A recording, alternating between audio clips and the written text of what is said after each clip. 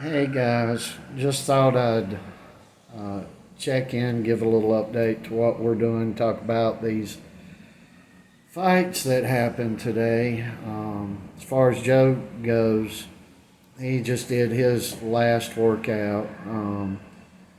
We're going to take New Year's Eve, New Year's Day, and maybe a day or two after that off. I told Joe if you go in the gym, you just hit to do bag work. You gotta give your body time to rest. You just need to do that. Um, Funny, we were doing leg work, and I put a video short up about that. It's very weird in this day and time that I would be preparing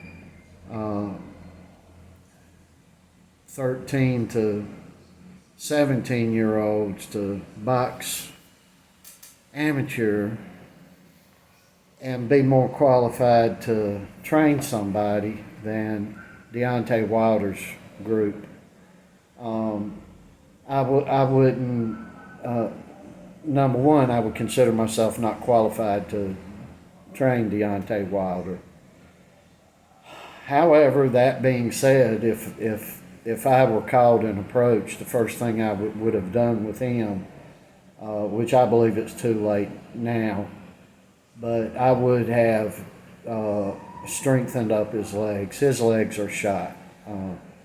He's like a racehorse with a broke leg. This guy's done. Maybe they set up a fight with Joshua and he gets one more money fight, but it's beyond me why anybody would pay to watch the mess. Heavyweight boxing today is broken, and look, even if you're a young fella, you should be able to see this by looking back at old fights. I used to say that I grew up in one of the greatest eras, triple eras in boxing, and so I've been fortunate to the whole time till I probably around 45 got to see great boxing. But boxing the past 10 or so years has been terrible. A lot of you complain about the Klitschko's. At least these guys were predominantly knocking out everybody that was put in front of them for years and years and years. I don't know if it on the U.S. side is a U.S. thing, and because Wilder is an American, that we give him more slack than we should, but he's never been a good fighter, ever. He's got a right hand, but guys with right hands that are orthodox are a dime a dozen. Guys that have left hands that are unorthodox are a dime a dozen as well. I don't, you look online and, I see these people. Well, a fight I want to see is irrespective of they win or lose, which is really not the fight I wanted to see anyway, is Joshua and Wilder. Why is that? What could be the driving force behind wanting to see two broken fighters fight? Now, AJ won tonight, but it's another case of somebody just quitting. And that's another thing in the sport, the quitting part of it. The leftist attitude has weaseled and got into the cracks of the doors of boxing and almost killed it. We've got a fight up. It's got a couple of 100,000 views, and it's Sugar Ray Leonard fighting Donnie Lalonde, and predominantly all anybody's got to say, not everybody now, but a lot of the remarks have either been racist remarks coming from black people against Lalonde, or remarks as far as oh my God, they should have stopped the fight. They should have stopped the fight. And then these young people are seeing boxing for what it was intended to be and what it is today. And of course, we older guys, we don't want nobody to get killed in the ring or have a lot of the bad problems that a lot of fighters have had. But at least we can have some exciting boxing, and nobody's giving it today. Nobody. As far as I am literally concerned, there's one good thing going right now as far as heavyweight world championship boxing, and that's Tyson Fury. And I'm totally befuddled there. He's half a lunatic, and I have no confidence after the last two fights that he's had, if he's even worth the heck anymore. His only real claim to fame is that he fought an old Klitschko, beat an old Klitschko, and fought somebody that had the WBC belt who was never really a champion anyway, who was Deontay Wilder. I don't know, that's my take. I know my take's going to be very unpopular, but it is what it is. The idiocy going on in boxing is just totally astounding to me. I will give Wilder this. He was as gracious as he possibly could be.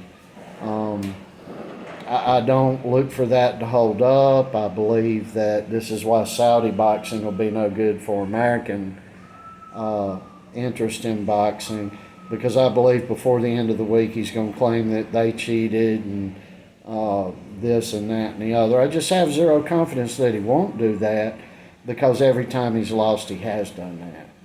And he's just a man that is not accountable for anything. And but he was gracious tonight. Wished his daughter a happy birthday, and other than acting a fool and jumping up and down thinking he won a fight that at best he won 2 rounds in, excluding that ridiculousness, proud of him for acting like a reasonable adult. And that's astounding, and that shouldn't be astounding to anybody at all. So I don't know, that's my take on it. These fights tonight, I never thought it was a good card. Everybody was jumping for joy over the Dulces and Sugar, like 4-year-old boys that had been handed candy canes. I didn't feel that way about it, but then again, I've seen better boxing than anyone 45 or younger could ever possibly imagine to see while I was living life. And boxing's just in a terrible state in the heavyweight division. Bivol did great. No news there. No news. Parker did great. Handled himself well. Very happy with it. He did a great job. But Wilder is now figured out, and he's done. He's finished. AJ is shot. He's a psychologically shot fighter, and probably Wilder is too, because we don't have no Alis. We don't have people that come back from losses and win and win and win. Your Leonards and things like that. But we just don't have that no more. I don't know what it is. I don't know if it's the Wilder, for one thing. He's got horrible people around him. That's a dead and done thing, though. There'll be no coming back from that. There's nobody to go to now. He's fixing to be 39 years old. I don't know how you'd correct things like that this late in world championship boxing, but I don't know. That's my little take on it. We want to tell everybody we love you.